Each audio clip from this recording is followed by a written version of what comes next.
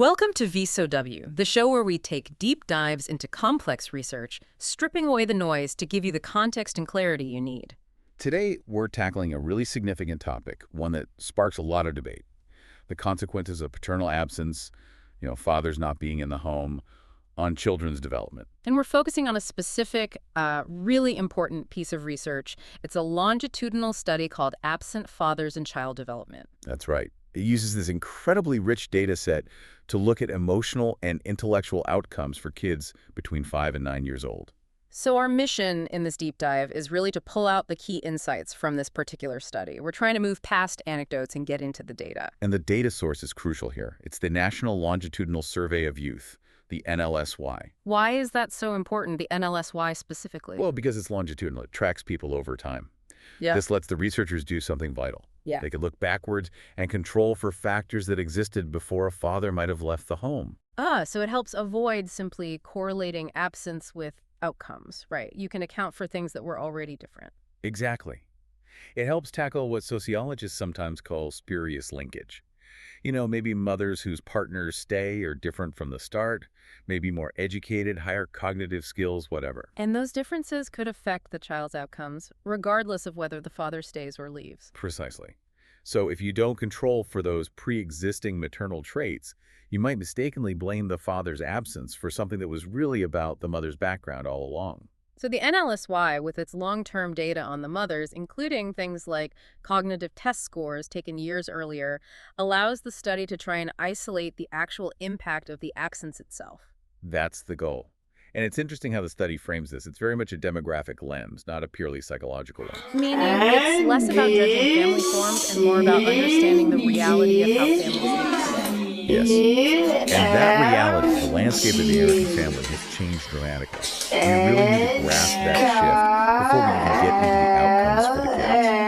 Okay, so what does this new landscape look like according to the research? Well, the core finding is that the quote-unquote traditional American family, two biological parents raising their kids together, it's really only a modest proportion of families now. Not the dominant model anymore. Not at all. And this huge shift isn't just one thing. It's driven by two major trends happening at the same time. Okay, what are they? First, the one people talk about a lot, a really extraordinary increase in marital dissolution, so divorce and separation. Right.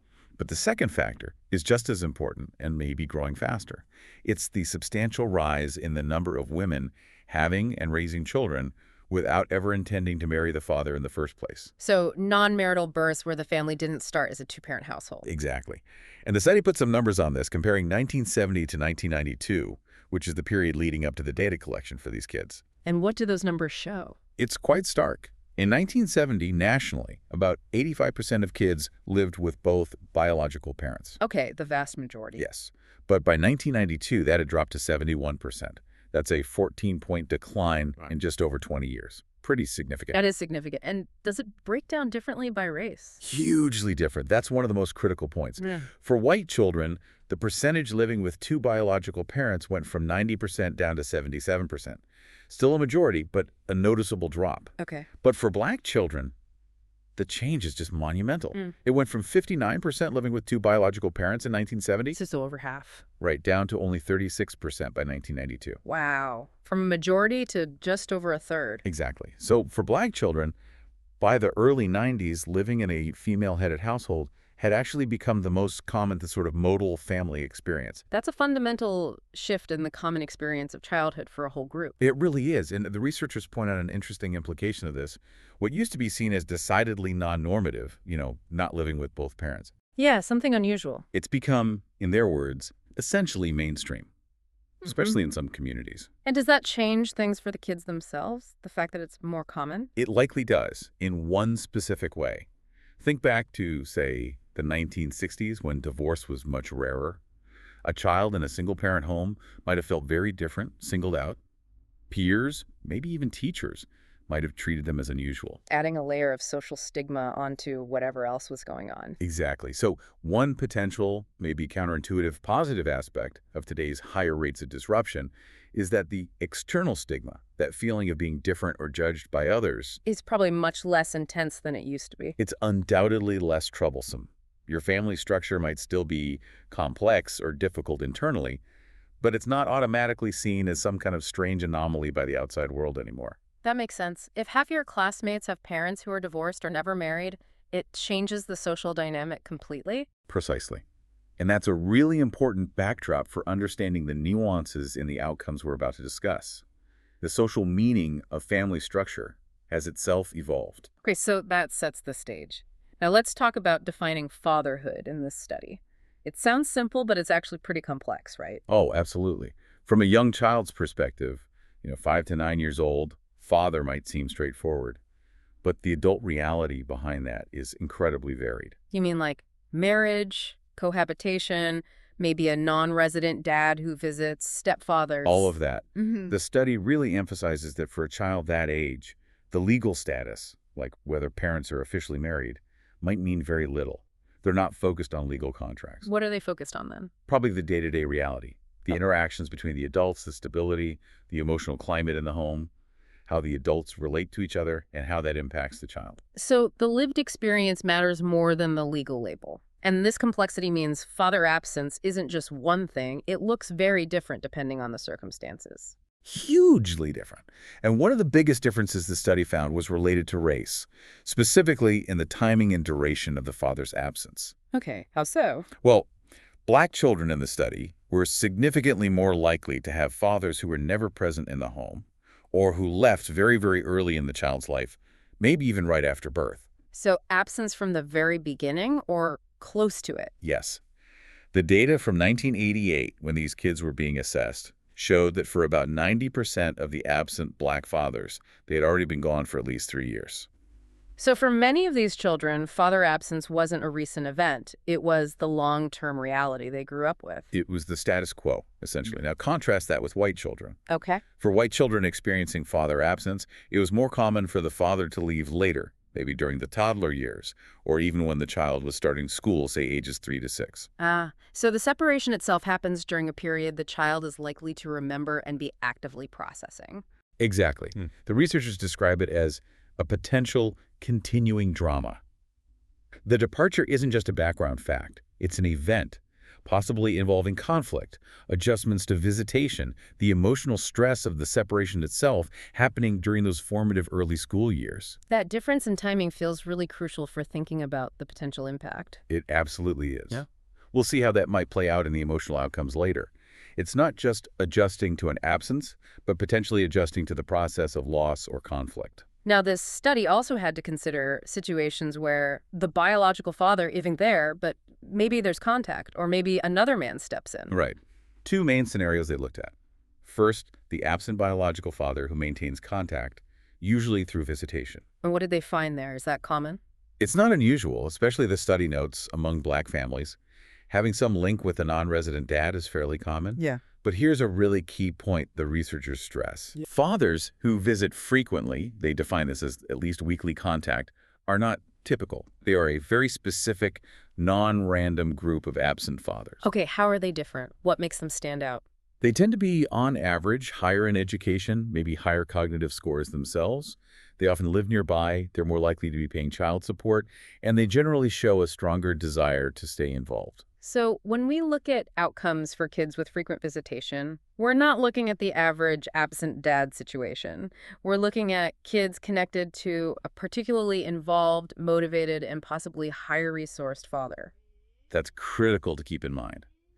The positive effects of that contact might be due to the type of father who maintains it, not just the contact itself. Okay, so that's visiting biological fathers. What about the other scenario, the new men? Right. This could be a stepfather if the mother remarries, or a cohabiting partner, or sometimes another male relative who becomes a consistent presence in the home. And this type of contact is different from visitation, presumably. Yes. Typically, it's much more intensive, more continuous. This man is part of the daily household routine. Now, historically, there might have been concerns about conflict, right? Like having a visiting biological dad and a new partner for mom could be confusing or stressful for the child. That was certainly a concern, yeah. Ideas about loyalty conflicts, lack of complementarity between the roles, potential friction. But what did the study suggest? It suggested that, especially after the initial disruption of the divorce or separation settles down, this combination might not be as inherently problematic as people once thought. Interesting. Why not? Well, the dynamic is different. The biological father's connection is primarily to the child. The nuance connection is primarily driven by his relationship with the mother. These roles aren't necessarily the same, and they could potentially offer different, maybe even complementary, resources or types of interaction for the child. It's not automatically a source of conflict. Okay, this is all really helpful context. Let's circle back now to the methodology, specifically those controls we talked about earlier. Understanding what predicts father absence is key to isolating its true effects, right? Absolutely crucial. Before you can say absence causes X, Y, or Z in a child, you have to account for factors that might influence both the likelihood of the father leaving and the child's outcome independently. That whole spurious linkage idea again. Exactly. Are there things about the mother, her background, her capabilities that make it more likely her partner will leave, and also make it more likely her child might struggle later, regardless of the father's presence? If you don't control for that, you might wrongly attribute the child's difficulties solely to the father leaving. So what did the NLSY data allow them to identify as the strongest pre-birth predictors of father absence? Things about the mother measured before the child was school-aged or even born. One factor stood out very strongly: maternal intellectual capability. How did they measure that? Primarily using the AFQT score, that's the Armed Forces Qualification Test. The mothers in the NLSY took this test, often years before the children in the study were born. It's widely used as a proxy for general cognitive ability and accumulated knowledge. Okay, and what was the link between the mother's AFQT score and father absence? A really clear, systematic negative association across the board. For both black and white families, mothers with higher AFQT scores and also higher levels of education were significantly less likely to experience father absence later on. So higher maternal cognitive ability and education correlated with greater family stability in terms of the father remaining present. That's what the data strongly suggests. It implies that these maternal traits might be linked to factors like better partner selection, more resources, maybe better communication skills, things that contribute to maintaining stable relationships. That makes intuitive sense. Were there other pre-birth factors? Yes, particularly for white mothers. The study found some specific behavioral predictors. Mothers in white father-absent homes were significantly more likely to report having smoked during pregnancy, Okay. and they were also less likely to have received early prenatal care. And these are factors, smoking during pregnancy, lack of early prenatal care, that we know can independently affect child development, right? Absolutely. They have direct links to child health and developmental outcomes, completely separate from whether the father is there or not. So the analysis had to statistically account for, sort of subtract out, the influence of these pre-existing maternal characteristics and behaviors before it could estimate the unique impact of the father's absence. Right, isolating the variable they really want to measure. Now, you mentioned something earlier that sounded really intriguing about gender playing a role. Ah, yes. This was a fascinating finding, specifically related to the child's gender and the likelihood of the father leaving, but it differed by race. Okay, tell me about that. For white families, the study found that fathers were statistically less likely to leave the home if the child was a boy. Really? So having a son seemed to act as a sort of anchor for white fathers. That's what the statistical pattern suggests. It implies there might have been, at that time, a stronger perceived sense of paternal responsibility or connection tied specifically to having a son within those white families. Does the study speculate why? Is it about traditional gender roles, the father seeing himself as the primary role model for his son? The study itself focuses on the statistical finding, not deep psychological interpretation. But it certainly points towards cultural or societal expectations potentially being at play. Maybe the perceived importance of the father as a same-sex role model for a boy was a stronger factor inhibiting separation in those families. That is really interesting. And was the pattern the same for black families? No. And this is just as interesting. For black families, they found no similar gender distinction. The sex of the child, whether it's a boy or a girl, did not seem to significantly affect the likelihood of the father being present or absent. So the factors driving family transitions in black families, which we already know happen more often and earlier, seem to operate differently without that specific gender dynamic observed in white families. Exactly. It underscores again how the context and the dynamics leading to different family structures can vary fundamentally by race and social environment. Okay, so we've got the context, the predictors. Now let's get to the core. The outcomes for the children. Starting with the emotional domain. How did the study measure that? They use something called the Behavior Problems Index, or BPI. This is a scale, and importantly, it was filled out by the mother, reporting on her child's behavior. What kinds of behaviors does the BPI cover? It has several subscales, things like antisocial behavior hitting, bullying, that sort of thing, peer conflict, trouble getting along with other kids, hyperactivity, dependency. It gives an overall picture of emotional and behavioral adjustment. And these BPI scores were collected in 1988. How does that timing matter? It matters a lot because for many of these children, especially those where the father left early, this measurement comes years after the departure event. So it's capturing longer-term adjustment patterns, not just the immediate reaction. Right. So what did the BPI scores reveal? Was there a particular group that showed significant effects? Oh, yes. The results were remarkably clear and consistent for one group: white boys. White boys, what did it show for them? It showed clear, systematic, and persistent evidence of negative behavioral effects across pretty much all the different father-absent situations they saw. Compared to white boys whose fathers were present, those in father-absent homes consistently showed more behavior problems. How big were these effects? Are we talking small statistical bumps or something more substantial? Quite substantial. On the overall BPI score, white boys in father-absent homes scored, on average, at least 7 percentile points higher in behavior problems. Okay, that sounds significant. And crucially, did this difference hold up after they applied all those controls we talked about for the mother's education, her AFQT score, family income, etc.? Yes, and that's a critical finding here. Even after accounting for all those maternal pre-birth factors and the family's socioeconomic situation after the departure, the negative behavioral effects for white boys largely remained statistically significant.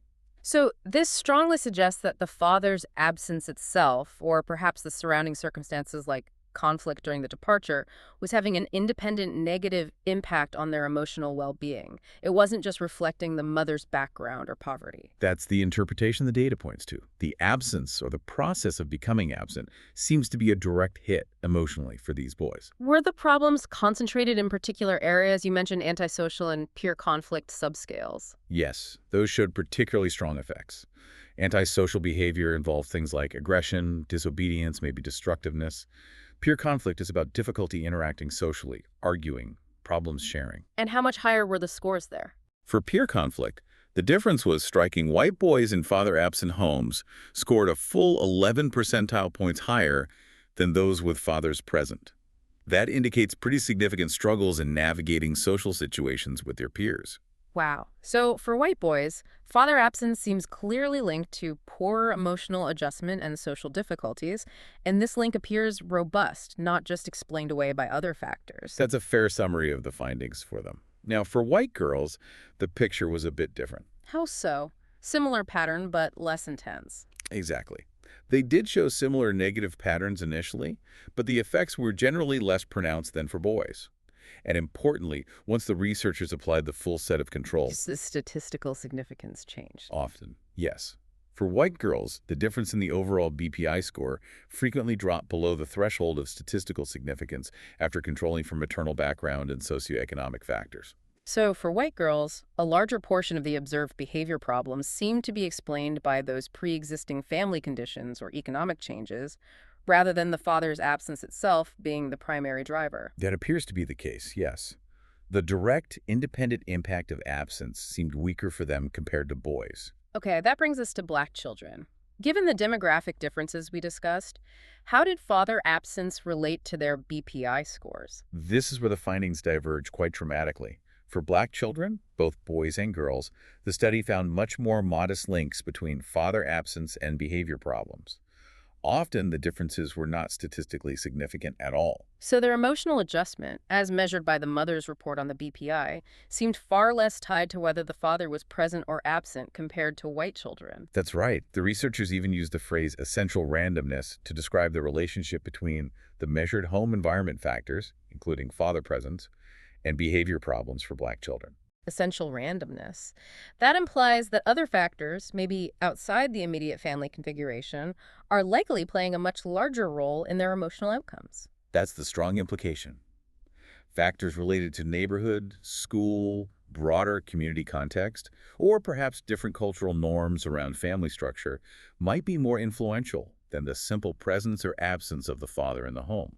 Now, wasn't there a surprising finding specifically for Black boys related to contact with absent fathers? Yes, this was quite counterintuitive. Remember we talked about that select group of absent fathers who maintain frequent weekly contact? Right, the ones who are often higher educated and more committed. Well, for black boys, having continuing contact with an absent biological father who had previously lived in the home was actually associated with reduced peer conflict compared to black boys living in father-present homes. Wait, reduced conflict. So, contact with the visiting dad was linked to better peer relations than having a dad in the home full time? That seems unexpected. It is unexpected based on common assumptions. The researchers suggest this might relate back to the highly selective nature of those visiting fathers. The idea being that these specific, committed, possibly higher resource visiting fathers might provide a particularly beneficial form of male role modeling or support that aids social skills. That's the speculation. In a context where family structures are diverse and perhaps less stable overall, this consistent positive connection with a motivated non-resident father might offer a unique protective effect for boys' social interactions, perhaps even more so than the average father-present situation in that demographic group. Fascinating. So, to sum up the emotional domain, a clear, independent negative impact of father absence for white children, especially boys. But for black children, much less connection, suggesting other environmental factors are more dominant, and even a potential positive effect from specific types of non resident father contact. That captures the main contrast, yes. Okay, let's pivot now from emotional well being to cognitive outcomes. How did the study measure intellectual achievement? They used the Peabody Individual Achievement Test, the PIAT. This is a standardized test that measures different academic skills. What specific The skills? study focused on three main subtests: mathematics, reading recognition, which is about basic decoding, like recognizing letters and simple words, and reading comprehension, which measures the ability to understand the meaning of more complex written passages. All right.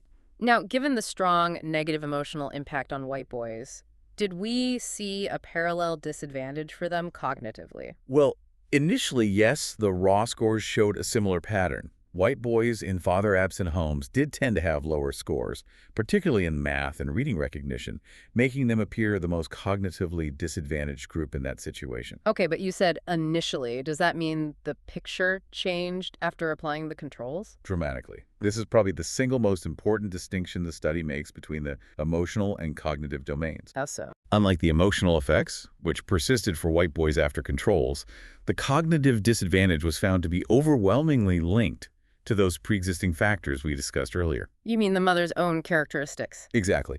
Lower maternal education, lower maternal AFQT scores, and also lower family income before the father left.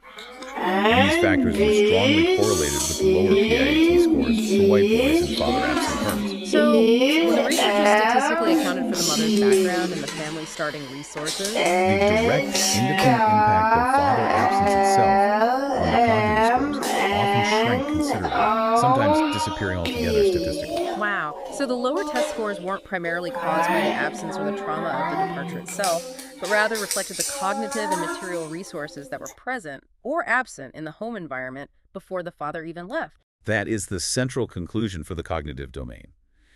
It suggests that a child's cognitive trajectory is more closely tied to the overall intellectual environment and financial stability provided, largely influenced by the mother's capabilities in these father-absent scenarios, than it is to the simple physical presence or absence of the father. That's a really critical distinction. The mechanism is different. For emotions, presence mattered directly. For cognition, the mother's pre-existing resources and the environment she created mattered more. Precisely. It highlights different pathways of influence. You mentioned the effects were strongest in math and reading recognition for white boys. Any thoughts on why those specific areas? Well, reading recognition is very dependent on early instruction, exposure to books, that foundational literacy environment. Math skills also benefit greatly from structured learning opportunities in a stimulating environment. These might be areas particularly sensitive to the overall resource level and educational focus within the home, which, as we saw, correlates with maternal background. And did the study find anything about the impact of those substitute male figures, the visiting dad or the new partner, on cognitive scores for white boys? Yes, and it was a bit complex. It wasn't a simple positive substitution. For math scores, Having a new man in the home or having frequent visitation from the biological father was actually associated with slightly lower scores compared to boys with resident fathers. Lower scores? That seems counterintuitive again. Why might that be? The study doesn't definitively say why, but one could speculate. Maybe the introduction of a new man or the logistics of frequent visitation introduces a level of instability or inconsistency that disrupts the kind of focused environment conducive to learning mathematics, perhaps competing parenting styles or priorities. Okay, but was there any area where contact helped? Interestingly, yes, for reading. While frequent contact new man was linked to lower math scores, the data also suggested that having no significant male contact at all seemed to be the worst scenario specifically for reading skills among these boys. So it's a trade-off. Some male contact might be beneficial for literacy development, even if it introduces complexities that hinder math achievement. It suggests a nuanced picture, certainly. Yep. It's not as simple as saying any male figure is a perfect substitute. The type of interaction and the stability might matter differently for different skills. Great. And what about the other groups, white girls and black boys and girls? How did father absence affect their PII scores after controls? For those groups, the effects were minimal or non-existent. Once the researchers controlled for maternal background and socioeconomic factors, there were generally no consistent, statistically significant negative impacts of father absence itself on the cognitive test scores of white girls or black children, boys or girls. So similar to the emotional findings for black children, their cognitive outcomes also seem less tied to this specific aspect of family structure compared to other factors. That's what the data indicates. Their cognitive achievement appears more influenced by broader environmental factors, perhaps school quality, neighborhood resources, or other aspects not captured just by father presence absence, especially once maternal background is taken into account. This leads us perfectly into talking about the home environment itself. You mentioned the study measured this directly. Yes, they used an abbreviated version of a common tool called the home scale home observation for measurement of the environment. And what does the home scale capture? It assesses the quality of the child's home environment across several dimensions. Things like the physical environment. Is it safe, cluttered? Are there learning materials available? Family interaction patterns, warmth, responsiveness, and intellectual attributes. Does the parent encourage learning, read to the child, provide stimulating toys or experiences? Okay, so first off, did the home scores differ based on race or father presence? Yes, significantly on both counts. First, there's a large average difference by race. The overall white home score was around 56.5, while the average black score was considerably lower, around 33.5. A substantial gap in the measured quality of the home environment on average. A very substantial gap.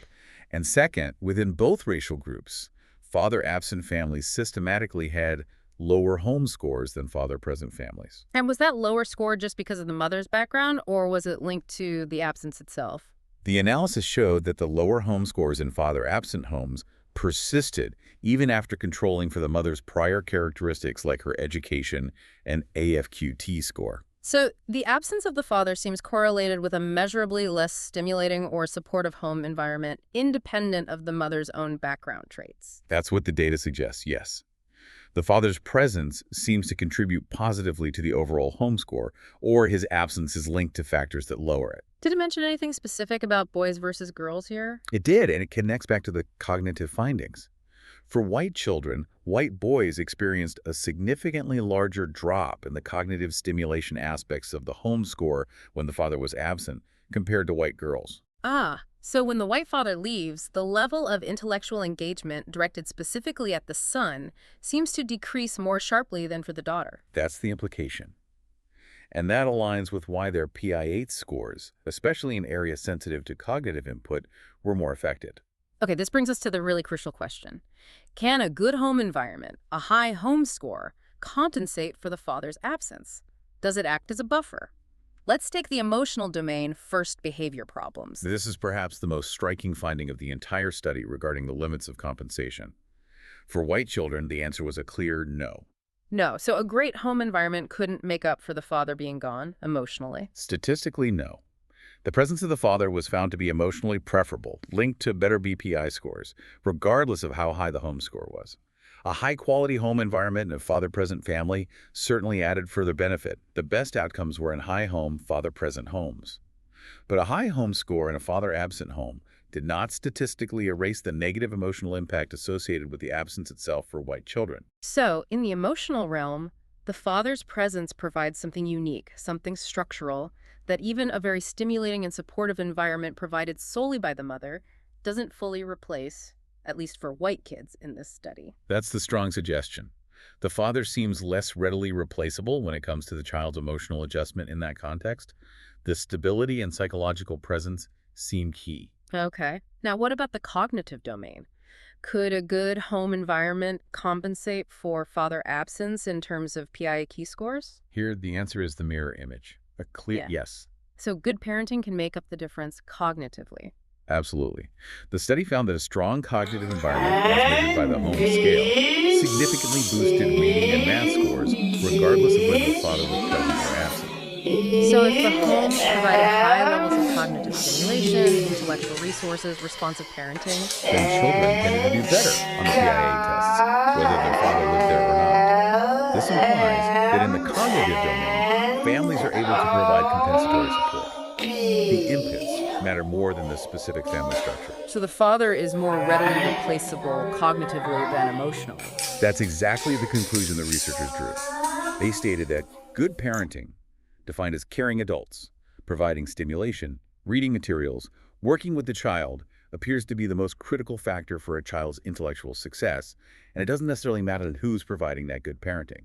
That distinction is profound. Emotional well-being tied more to the structure, father's presence, at least for white kids, while cognitive achievement is tied more to the function of quality of stimulation and resources. It really ties everything together. If the mother has the capacity, like high education, high AFQT, to provide those cognitive inputs, she can substantially mitigate the potential intellectual downsides of the father's absence.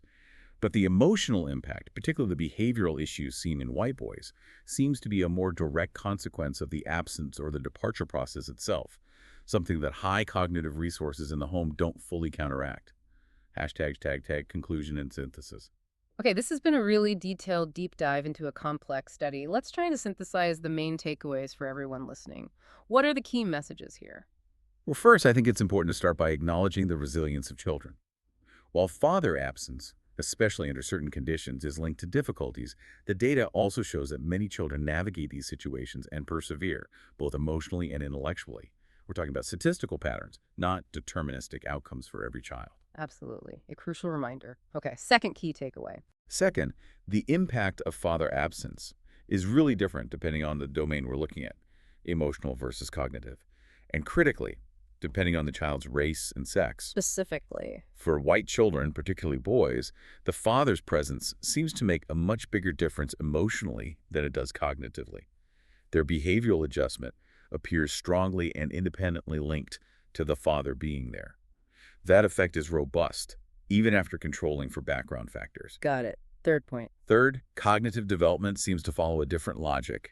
It's much more closely tied to the overall quality of the home environment, the cognitive stimulation, the resources, the learning support, regardless of who's providing it. So function over structure for cognitive outcomes. Exactly. That's why the mother's own capabilities and the resources she can mobilize were so predictive of cognitive scores in father-absent homes. Good parenting inputs can compensate cognitively. And the fourth key takeaway relates to Black children. Yes. For Black children in this study, the measured effects of father absence on both emotional and cognitive outcomes were generally much weaker or non-significant once controls were applied. That pattern of essential randomness suggests that factors outside the immediate father presence variable, things like neighborhood context, school quality, peer influences, systemic poverty, are likely playing a more dominant role in shaping their developmental trajectories. So the levers influencing outcomes might be quite different across these groups. It certainly appears that way based on this data. Now, before we finish, let's revisit that point about timing you raised earlier. It feels like a really important piece of the puzzle. I think it is. The fact that father absence typically occurred much earlier and was more of a baseline condition for Black children in the study versus being a distinct separation event during the school years for many white children, that difference seems critical. Why critical? Because experiencing the process of parental separation, the potential conflict, the adjustment, the sense of loss, during those crucial early school years, ages 5 to 9, likely carries a greater potential for ongoing psychological stress and disruption. So the timing of the departure might be a key reason why the emotional effects were so much stronger and more persistent for the white children, especially the boys, in this cohort. It wasn't just the absence, but the event of becoming absent during a sensitive period. That's a very plausible interpretation of the findings. The continuing drama of a separation during those years could inflict a type of emotional damage that is harder to overcome than adjusting to a stable, albeit father-absent reality established much earlier in life. That is definitely a provocative thought to end on the idea that the transition itself, especially at certain ages, might be as impactful or even more impactful than the resulting family structure. It certainly highlights the complexity beyond simple presence or absence. Well, this has been incredibly insightful. If this deep dive helped you, our listener, become better informed about these complex dynamics, the differences between emotional and cognitive impacts, the crucial role of race and timing, please do remember to subscribe, like, and maybe leave a comment with your own thoughts on these findings. Thank you for listening to VSOW.